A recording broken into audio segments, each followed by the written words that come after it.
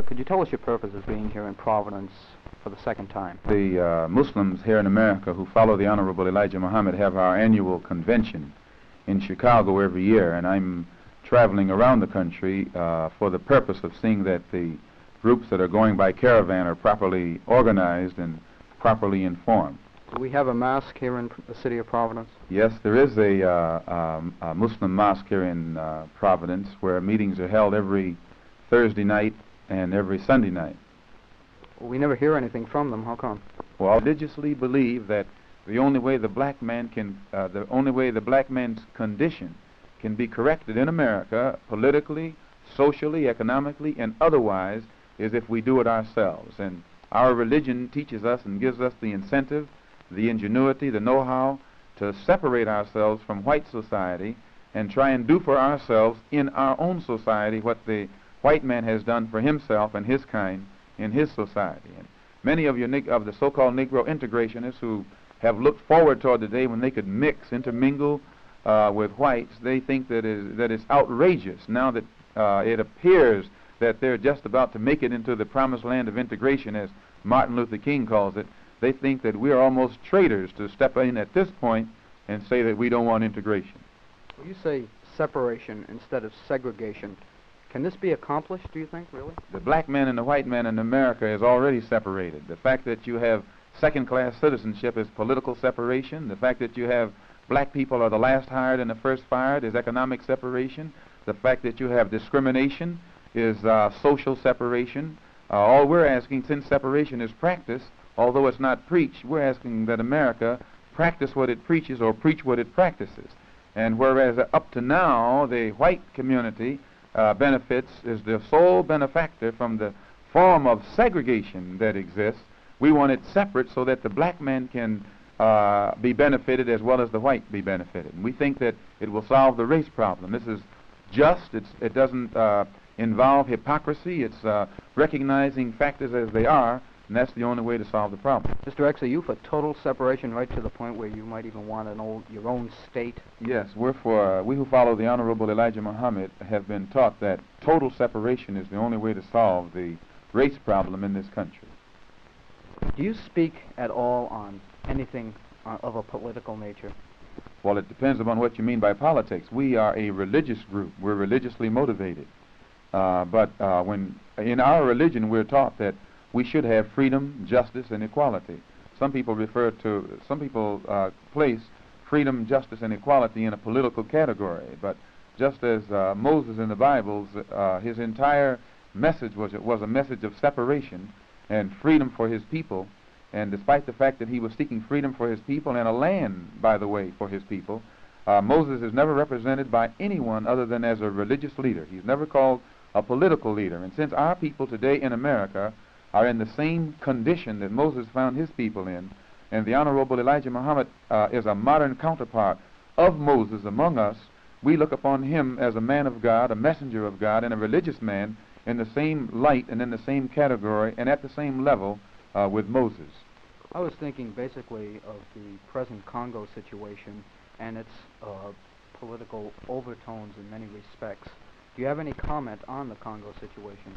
Whenever the Congo problem, the Angola problem, and the Algeria problem, all of these problems are discussed in the United Nations, race is basically at the bottom of all. And it's a problem that you can't ignore here in America, and that we as Muslims can't ignore here in America, because as these dark countries in Africa gain their independence and they emerge and they rise, it's causing a fall of the European nations. As they become stronger economically, the European nations become weaker economically. It has necessitated their creating this common market in Europe. The common market, or the need for a common market by Europeans, was created by the freedom or the independence of the African nations and the Asian nations. So although Islam is our religion and we're religiously motivated, we can never lose sight of the fact that race is playing, not only here in America, but also on a worldwide basis, on an international basis. You happened to mention the last time you were here, I believe it was last April, that your group was not a violent group, but you went on from there. Could you repeat this? We're not a violent group. in this sense, the Honorable Elijah Muhammad teaches us never to be the aggressor and to always respect and recognize and obey law and law enforcement officers. And he teaches us always to be in the right, religiously seek to be in the right. But then he teaches us if we're ever attacked, we have the right, the religious right, to defend ourselves. And any act of violence that Muslims have ever been involved in has always been a reaction to an aggressive act that has been committed against us. We don't endorse passive resistance.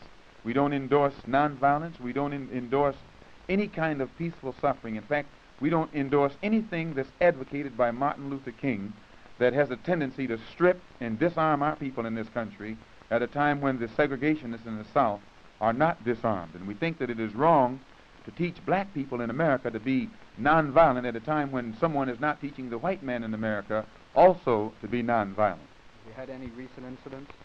No, not too recent. However, we had a situation in Monroe, Louisiana, where in our mosque, our religious services were invaded by the police who were trying to stop the spread of Islam in Monroe, Louisiana by frightening the so-called Negroes in that area. And they entered our mosque, they broke into our mosque, armed with riot guns, nightclubs, tear gas, and things of that sort, and a fight did follow. And although the Muslims who follow the Honorable Elijah Muhammad don't believe in carrying any arms whatsoever, Allah did bless us to hospitalize the police who illegally and unjustly and immorally invaded our religious services. You have a book here called Anti-Slavery by Dwight Lowell Dumond. Could you tell us anything about this? Yes, this book was authored by a University of Michigan professor.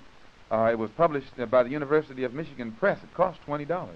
And in my opinion, every white person in America, as well as black person in America, should read this book. They would get a better understanding of the machinery that was used to strip the black man who was brought to the West from the East of his culture, of his accomplishments, of his civilization, and relegated to the role of an animal.